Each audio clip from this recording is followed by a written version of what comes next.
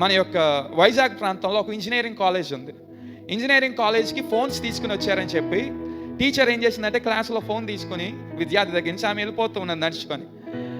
College అయిపోయింది, ఈ యొక్క విద్యార్థి పరిగెట్టుకుంటూ వచ్చింది, టీచర్ని ఫోన్ ఇమ్మంటుంది, టీచర్ అంటున్నది ఫోన్ ఇవ్వనంటుంది.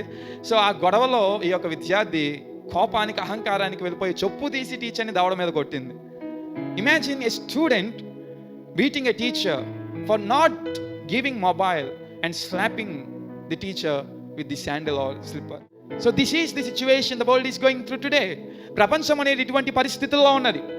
చిన్న బిడలు మొదలుకొని పెద్దవారి వరకు వారి యొక్క జీవితంలో అహంకారము చేత నింపబడి దేనినైనా స్వీకరించడానికి, దేనినైనా అంగీకరించడానికి తగ్గింపుతో పెద్దవారు చెప్పే మాటలు లేదా ఉపాధ్యాయులు చెప్పే మాటలు, మంచి బోధలు, మంచి జ్ఞానమును పొందుకోవడానికి అంగీకరించలేని వేళలో ఉంటున్నారు కనుకనే చాలామంది ఇంకను వారి యొక్క భవిష్యత్తును దరిద్రతలోనే మిగుల్చుకుంటూ ఉన్నారు. అందుచేత దేవుడు అంటున్నాడు, ఈ దినమున నీ భవిష్యత్తు ఉన్నతమైన స్థలములో ఉండాలి అంటే నీ యొక్క జీవితం ఘనమైన జ్ఞానముతో నింపబడి ఉన్నతమైన కార్యములు చేసే స్థానంలో ఒక విద్యార్థిగా లేదా ఒక బాలికగా, బాలునిగా లేదా ఒక పెద్దగా, ఒక స్త్రీగా, ఒక పురుషునిగా నీ ఉండాలి అంటే if you want to acquire A greatest future you should have knowledge and knowledge comes by humbling your self.